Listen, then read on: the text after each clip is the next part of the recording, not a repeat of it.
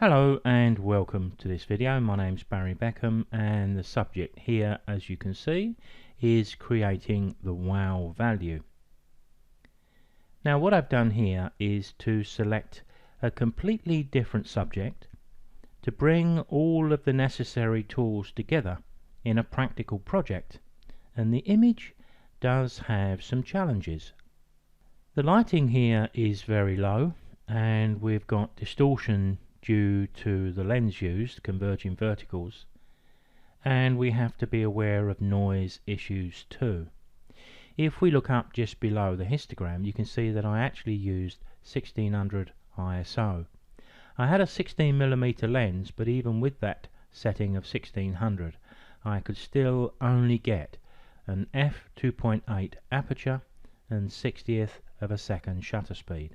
I seem to recall having a tripod with me, but I was almost stalking this lady priest as she walked around to try to get her in a favourable position, and then of course sometimes the tripod becomes a bit of a hindrance.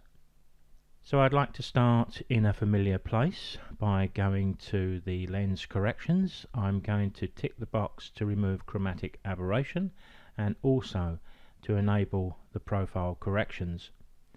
I will just zoom in way up at the top there just to make sure that the chromatic aberration has gone.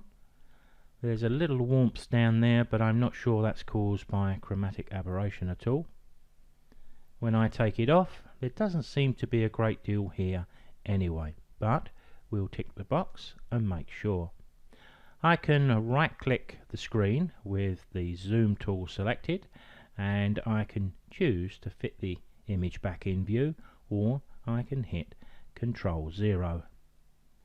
I don't think converging verticals caused by that 16mm lens are appropriate here. They need to be straighter. There's a place for converging verticals, of course. If we're in the city and we're taking pictures of skyscrapers, sometimes the converging verticals as they reach into the sky actually add impact and appeal to the image, but perhaps not here. So I'm going to start by going up to my settings called the transform tool, and rather than click any of the automatic settings, I'm going to go straight to the manual one, because I want to say, well, I want this side of my image straight,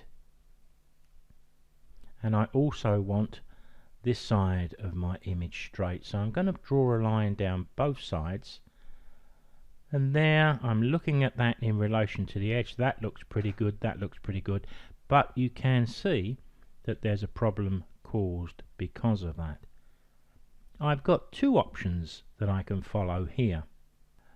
One of those is to use the scale here and just tweak that to the right and lose those areas.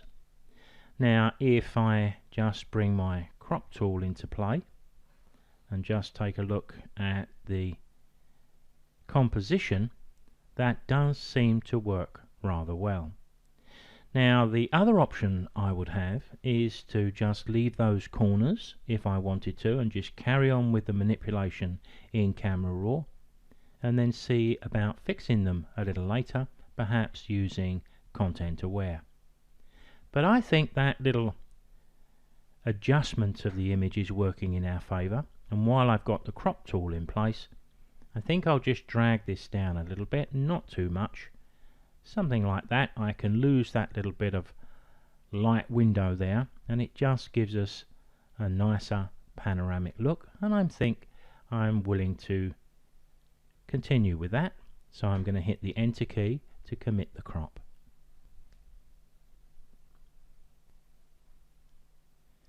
The next thing I think we need to look at is the noise. So I'm going to use the zoom tool I've already got selected. Right click, I'm going to go directly to 200%, and I think looking somewhere around there should be pretty good. And then to the top of the options on the right, to the detail section. Now what we're going to do first off is to keep our eyes around this area as we take off the sharpness. We lose quite a bit of the noise there. Let's reset it. Does it help the sharpness of the image? I'm not sure it does a great deal, but I think that's going to be a personal choice. Let me leave that off. Most of the noise is now gone, so I suppose we've got two choices. We can leave the amount set to its basic 40 and push up the luminance, or we can just remove the sharpening amount and live with that. Tell you what, why don't we take a little bit of each, because I think that's going to be as good as any. I'm going to double click my hand tool, which will take my image back fully on screen, and I need to go back to my basic tab, because now I've got to think about exposure, contrast, blacks, whites, clarity, etc. Now I like the way I've got some darkness naturally coming in on the right and the left, because I think it sort of funnels us down that alleyway towards the strongest part of the image, which is the lady priest approaching that door. I'd like to lighten this area a little bit to try to make more of a feature of her, but maybe darken down some of the areas above, which may distract a little bit, and maybe this column and this area too, so I can continue the darkness all the way down. I'm also, while talking, thinking about color balance. I'm going to pick up my white balance tool from the top left of the toolbox, and I am going to click around in one or two places just to see what the effect is. We seem to have a neutral area down here, and it seems to have a bit of a green tinge to it, and I'm not sure that's entirely right. So if I click that, well, that's not quite right either. That seems to have taken the image a little bit too magenta. Let me click further down. That's brought it back, but not as nice as I would like. I'm looking around for a neutral area. Maybe let's try up here. Not too keen on that either. Not having a lot of luck with this tool at the moment, but as you can see, it doesn't hurt to just click around. And if all else fails, of course, we just double click the temperature, we double click the tint, and maybe we'd do a little bit of manual stuff if that's what we wanted to do. I just want to move that a little bit to the right, just to take off some of the green, but I'm being a bit finicky now, and I think I'll live with that. I think I'll have a look at a graduated filter on the top. It seems to be a good way to deal with the top, but we do have sharp lines here, here and here. So if I bring down a graduated filter, then of course we are going to darken this area as well. So maybe we could choose a slightly different tack here. If I remove that, and maybe we'll use our adjustment brush. Remember, when we start to brush, it will remember all the previous settings, and you can see it's taking it slightly darker, so it's heading in the right direction. Looking over at my sliders on the right hand side, I can see that the exposure is just very slightly down. I could take it down a little more. I could possibly take the saturation down at the top there, maybe even the shadows down, and maybe even the blacks, a little bit of each. Now I'm going to start to brush. Now as soon as I started to brush there, I noticed the tool was running away with me. In other words, the tool is set too high, even at 5. So I'm going to drop it down to 2. And now I'm just going to be a bit more careful as I just bring the tones down in the area I want them brought down.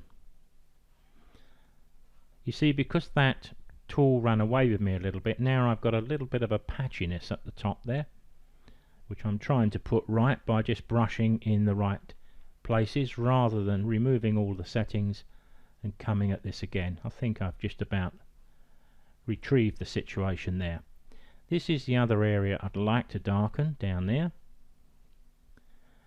Taking my time, sweeping down, just looking at what I'm doing. Here I may even make the brush a lot bigger. Just take those tones down a little bit at a time. Stop and watch what the result of the brushing is. As you can see, I'm looking around, adjusting, and I think that's not looking too bad. Maybe a little bit of shadow down the bottom. That's not looking too bad at all. So at this stage I'm going to touch my H key, which is H for the hand tool. That'll take us away from the adjustment brush and take us back to the basic tab.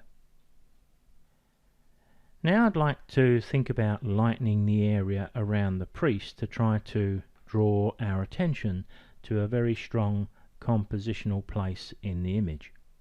Now to do that, I think I'm going to use another adjustment brush. So I'll select the brush and I'll just click over on the left hand side, right click the pin and reset all the local corrections. Now when we looked at the adjustment brush, I suggested that I generally work with the density up full and the flow I can then adjust to suit. These two tools are very similar to two that we see in Photoshop, and they do work very well when I use them in this manner. But in practical use while recording these videos, I'm getting the flow extremely low, and at times it's still working a little too fast for me. So perhaps I'm going to back away from my previous statement a little bit, and I'm going to drop the density down just a little bit to see if that's going to help. And I'll put the flow at 5 to start, because what I want to do here is to lighten the tones, of course. Well, we've got shadow detail over here, so let's take a look at lifting the shadow, and maybe we'll just look at doing that to start with. And I'll just move my brush around here, and as you can see, it's gradually coming up. I'm going to take my time with this. Sometimes we need to go back, and maybe I'm going to tweak the exposure up a little bit, because now that the mask is in place, then I should be able to play around with these sliders and get the effect I'm looking for. How bright would I want it to be? Well, I think we need it to be something like that, but then maybe the highlights behind are a little bit too bright, but maybe not. Maybe I'm being just a little too critical. I could also just lift them just in front of the priest well, because that helps to draw our eye to this particular area. Now I think I need a timeout here, so I'm going to hit my H for the hand tool, and I'm just going to look at the image for a moment and see if I'm happy with what I've done, and if not, I'm going to fix it. I think looking at it, I will try to just tone down the tones just at the top of that doorway, and the obvious way to do that I think is with another adjustment brush. I'll just click the pin just to bring that into position. I'll take the shadows down and move the exposure to there. So if we're going to be looking at highlights, maybe I'll just have a look at bringing them down a bit and the exposure down a bit, but I do need to zoom in quite a bit. I'll make my brush a bit more appropriate and just brush down once or twice, just to try to kill a little bit of the worst of that highlight. You can see the other pin flashing away as I mouse over it, but that's all I think I wanted to do. Although a little patch there, I know I tried to lighten the floor in front of the lady, but looking at that, it was annoying me a little bit. So let's take a look, and this I think I'll take down just a little more. And I think we're getting somewhere. Now I think I still have some distractions within the image, but I think I'm going to deal with those in Photoshop. So I'm quite happy now to open this up. Now with the image opened up into Photoshop, I think there's one or two areas which need to be dealt with. The highlights are a little bit distracting, not so much this one, but certainly that one over here. Maybe the ones up the top left, and even this one here. Well, let's deal with the easy ones first, but let's also remember, although we've not dealt in depth in Photoshop's layers yet, if I bring my panels out from the right hand side here, I'm going to put a new blank layer over the top of my background here. I can do that from the bottom right, just next to the bin. I'm going to do all of my repairs onto this layer, but I'm going to be removing pixels from this layer. So when we select the healing brush here, the spot healing brush, we do need to make sure we've got sample all layers, so that we do actually sample from there but paint on there.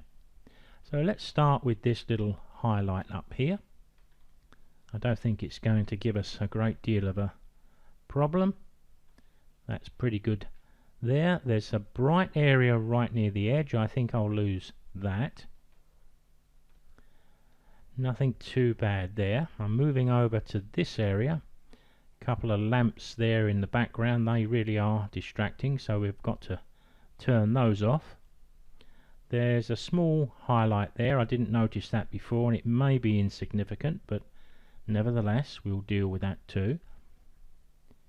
Hitting Control 0, let me have a look at this before we go any further. Not too sure what to do about that. Let's just wipe over it and see what happens. To be honest, it's worked pretty well, hasn't it? I was about to say that if it doesn't work we can just hit Control Z and try something else, but in fact it worked perfectly. Okay, we're doing quite well here, so let's go up to the top left. There's a much bigger area. Let me think about this for a moment, and I'm wondering if content aware may be a better option here. Maybe I'll come back to that. So I think we'll look over here at this option first. What do I need to do here? There's no detail in that highlight at all, so no amount of burning is going to help us here. We either have to just cover it up in some way, or we need to clone some detail from elsewhere into the white areas. I suppose we could paint into the area. Given that it's so small, perhaps that's an option.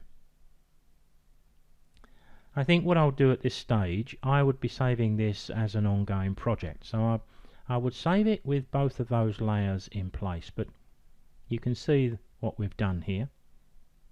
So I'm going to do that. I'm going to go ahead and just save what I've got at the moment, although I've just spotted another tiny little mark down there, which I think that needs dealing with too. I'm going to save my work at the position I'm in now. Now once I've done that, I'm going to make use of the layer we created here, and I'm going to see if what sort of effect I get if I paint into these areas, but I could try cloning into them as well. Maybe I'll do that first. I'm going to start by selecting the layer that contains the cathedral. I'm going to pick up my magic wand tool. The magic wand tool makes an automatic selection. So if I zoom into that area and I click into that white area, you can see it selects it in its entirety. If I go to the top left of the screen, I have a series of options for selection tools. This one is add one selection to another. So if I click that, when I click into the window next to it, see the little plus sign? It means rather than losing this selection and gaining this one, I get both. But before I proceed, I'd like to zoom in and look at the edge of the selection, because that's a little too far, so I'll come down a little bit, lose those squares. You'll notice that it's just on the edge there, and I'm wondering if I could do with just expanding that selection out just a little bit. I'm going to do that. It's very quick and easy to do. I'm going to go to my select menu. Remember, we've got a selection made. I'm going to choose modify, and I'm going to modify the selection by expanding it just a tiny amount. In fact, that was all I was going to suggest. See it jump out? Just takes it over that little edge, and that may be helpful. I'm going to soften the edge of the selection again just by 1 pixel, and I can do that using the option at the top of the screen called Select and Mask. Over on the right we can forget all of the other options here for the time being.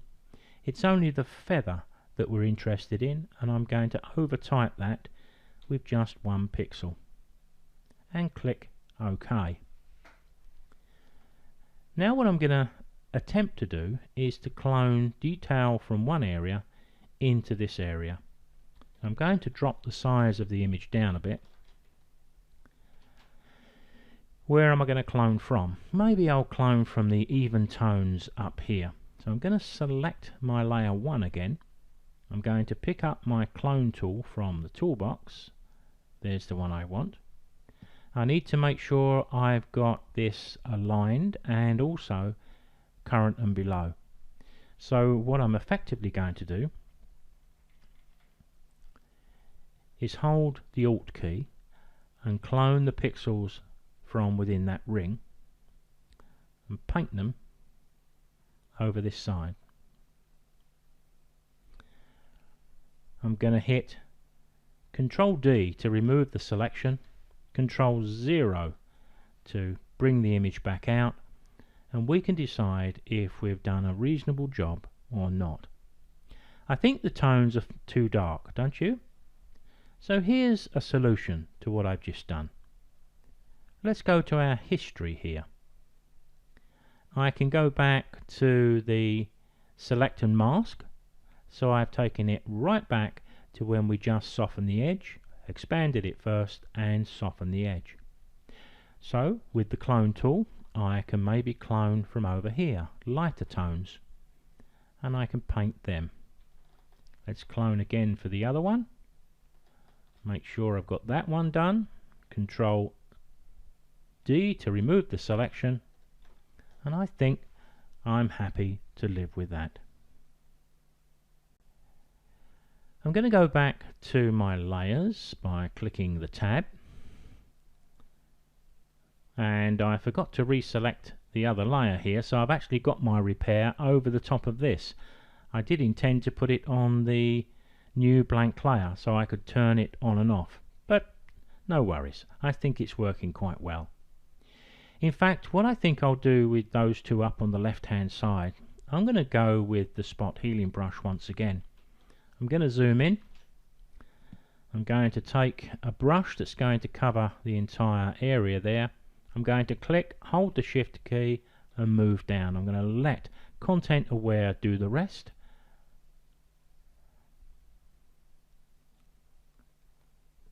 Control 0. There we have it. All I really need to do now is something with that window up here. So what I'm going to do, once I've put these two layers together, which we can do from the top right of the layers here, we'll flatten that, and I'm going to save this again, because remember we saved it previously. Well, if I want to go back to a previously saved version, I've got to root back if I save a slightly different version. Photoshop has put -1 alongside here, so I can save this with -2, and I've got two options then. Now, to be honest, I probably won't need those options, but we do have to decide what we're going to do with this window. There's no detail in this area at all, so there's not a great deal we can do. I think we could probably darken down some of the colours, but I think it may just be a good idea to put a very light colour over there. Let me put a new blank layer over the top of my main image. I will pick up my eyedropper tool. I just want a delicate tone here, maybe a delicate green, something like that over here. I'm going to pick up my brush. I've got a flow here which is quite high at 20. I'm going to drop that down to 5%. Now the way I was able to do that quite quickly, I used the keyboard shortcuts, the numbers on the keyboard, is if we click this little icon, you can see it's like a little button. When we click it, it sort of indents. Then we can change the flow just by touching the number keys on the keyboard. And here we have a similar thing to what we saw in Camera Raw. Opacity and flow. What's the difference? Well, it's exactly the same as I described when we looked at the tools in Adobe Camera Raw. So I want to start off with the opacity up and the flow low, because all I want to do here is, and as soon as I've started to brush there, I've realized that brush is still set too high. So I'm going to drop it down to about 2. I'm going to bring this up a little bit bigger, and I think what I may do is protect the edge of my painting with the polygonal lasso tool.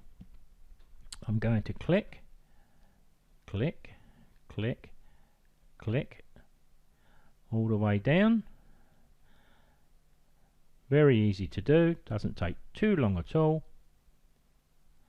Just going to select and mask that. I'm going to give this a slight feather.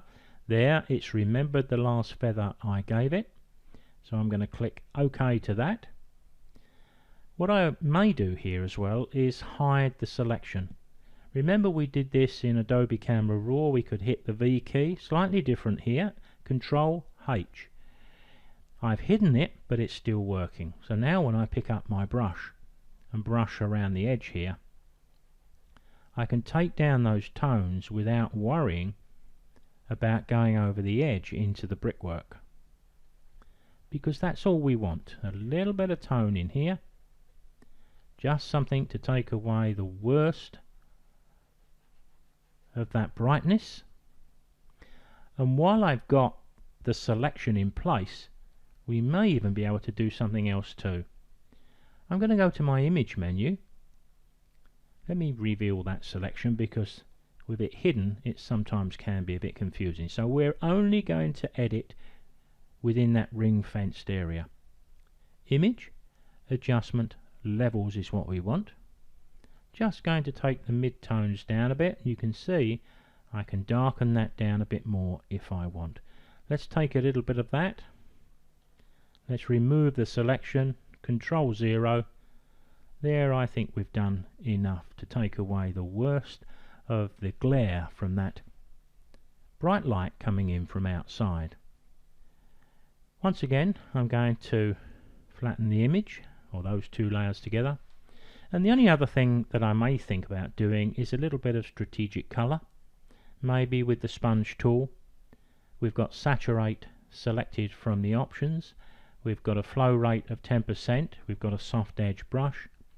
And maybe I could just bring a little colour around the area we're trying to focus on, so that the other colours around, like this and this, don't compete.